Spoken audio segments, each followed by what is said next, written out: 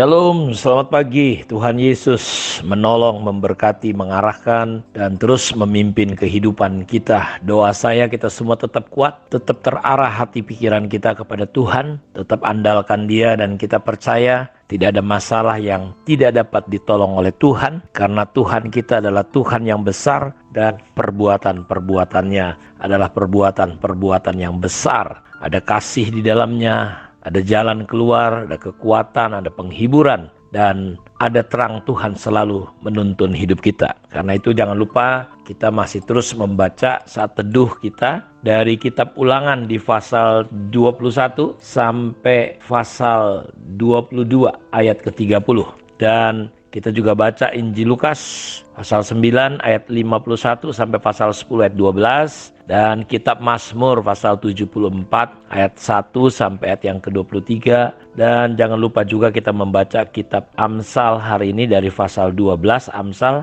ayat yang ke-11. Kita masih belajar tentang perbuatan Allah yang besar. Saya percaya bahwa dari mulai kitab Kejadian sampai kitab Wahyu, dari awal sampai akhir, semua menceritakan kisah-kisah bagaimana perbuatan Tuhan itu begitu besar sekali. Kemarin kita sudah belajar dari ibu-ibu janda yang takut akan Tuhan. Dan di situ kita melihat bagaimana lewat refleksi hidup mereka, bagaimana mereka mempresentasikan apa arti takut akan Tuhan dengan hidup jujur, hidup apa adanya, hidup di dalam ketaatan, hidup mendahulukan Tuhan. Dan kita sama-sama melihat bagaimana ibu-ibu janda ini ditolong oleh Tuhan begitu luar biasa. Benarlah Alkitab yang mengatakan bahwa Tuhan adalah Bapa bagi anak-anak yatim, pelindung bagi ibu-ibu janda. Karena itu mari kita ingin membaca dari 1 Petrus 2 ayat 9 sampai 10. Tetapi kamulah bangsa yang terpilih, imamat yang rajani, bangsa yang kudus, umat kepunyaan Allah sendiri, supaya kamu memberitakan perbuatan-perbuatan yang besar dari Dia yang telah memanggil kamu keluar dari kegelapan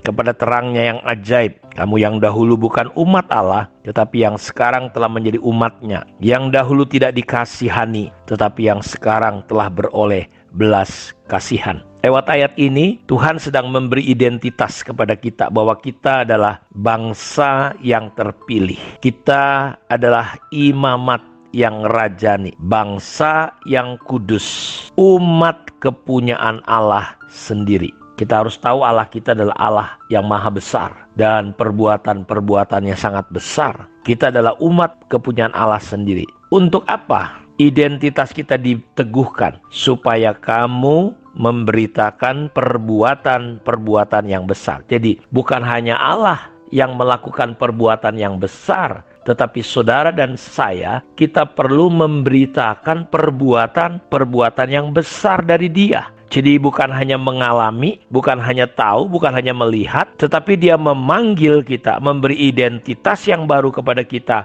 untuk sebuah tujuan, supaya kita memberitakan perbuatan dari Allah yang besar, yang telah memanggil kamu keluar dari kegelapan. Jadi perbuatan yang besar itu bukan hanya mujizat-mujizat, tetapi perbuatannya yang besar adalah bagaimana ada proses saudara dipanggil keluar dari kegelapan kepada terangnya yang ajaib. Dahulu kita bukan umat, tetapi sekarang kita menjadi umatnya. Dulu kita tidak dikasihi, kita menjadi lawan musuh Allah. Tetapi sekarang kita beroleh belas kasihan. Sukacita kita semua hari ini adalah ketika kita mendengar perbuatan Allah yang besar dinyatakan. Lewat apa? Kita melihat ada pertobatan yang terjadi di tengah-tengah gereja kita. Perubahan hidup yang terjadi di orang-orang yang kita layani. Jadi saudara percayalah, ada kepuasan, ada sukacita, ada damai yang melampaui akal pikiran, melampaui hanya sekedar uang, sekedar pencapaian, sekedar kehebatan pelayanan kita.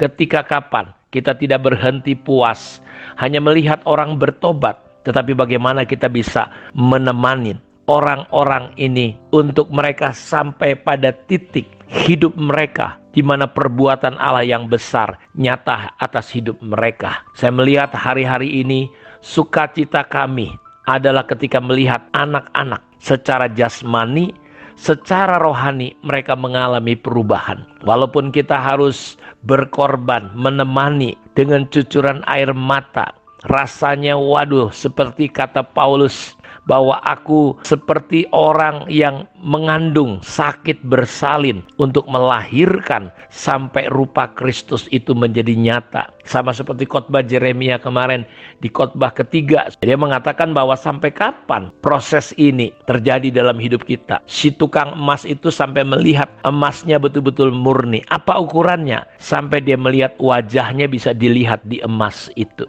Bapak Ibu, tidak ada sukacita yang lain. Perbuatan Allah yang besar bukan hanya sampai di mujizat-mujizat, tapi perbuatan Allah yang besar itu adalah ketika kita melihat hidup orang-orang berubah sampai kita melihat rupa Kristus menjadi nyata atas kehidupan mereka. Karena itu saya mau dorong kita semua Bapak Ibu, jangan hanya berhenti sampai pada ibadah, jangan hanya sampai berhenti kita kebaktian, tapi kita mulai terus masuk sampai perbuatan Allah itu, gambar Allah itu nyata atas kehidupan kita. Karena itu menangkan orang-orang. Dan jangan hanya bangga di situ. Saudara harus mulai menemani mereka. Dan disitulah proses seperti seorang ibu yang mengandung. Seorang ibu yang mengandung butuh waktu 9 bulan. Dan rasanya itu ya kadangkala mengidam. Kadangkala ya rasanya nggak enak. Rasanya kadangkala. Saudara tahulah bagaimana orang yang sedang mengandung. Dan waktu proses mau melahirkan. Ada kesakitan yang luar biasa. Tetapi ada sukacita yang besar ketika bayi itu lahir. Si ibu menangis tapi tangisannya, rasa sakitnya seperti hilang semua.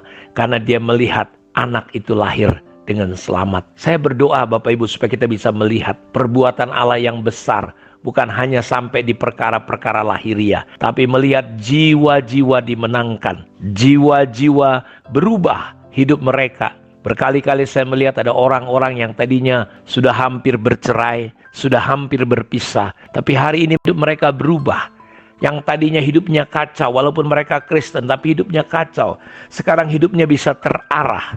Hidupnya bisa memuliakan Tuhan. Hidupnya bisa menjadi berkat. Punya beban untuk orang lain.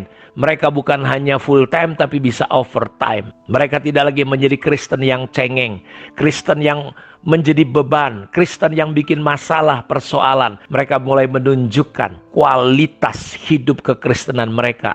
Mereka bertumbuh. Saya melihat ada wajah Kristus, ada perbuatan Allah yang maha besar itu di tengah-tengah hidup mereka, di tengah-tengah rumah tangga mereka, di tengah-tengah bisnis mereka. Dan saya beritahu, itulah perbuatan Allah yang besar. Kiranya Tuhan Yesus memberkati kita semua. Mari kita berdoa. Bapa, terima kasih untuk kemurahan dan anugerah-Mu. Diberkatilah semua anak-anak-Mu. Buka mata hati kami, supaya kami bisa mengenal Engkau dengan benar. Sehingga mata hati kami menjadi terang, sehingga kami mengerti pengharapan apa yang terkandung dalam panggilan-Mu. Betapa kaya, betapa dahsyat, betapa luar biasa perbuatan-Mu. Karena untuk itulah Engkau memanggil kami, memilih kami, menguduskan kami, untuk kami memberitakan perbuatan-perbuatan Allah yang besar. Bagaimana Allah telah campur tangan dalam hidup rumah tangga kami, bisnis kami, terlebih keberadaan kami, sehingga kami bisa berubah ya Tuhan. Terima kasih, Kau lawat dan tolong anak-anak-Mu. Dalam nama Tuhan Yesus kami berdoa. Amin. Tuhan memberkati kita semua. Shalom.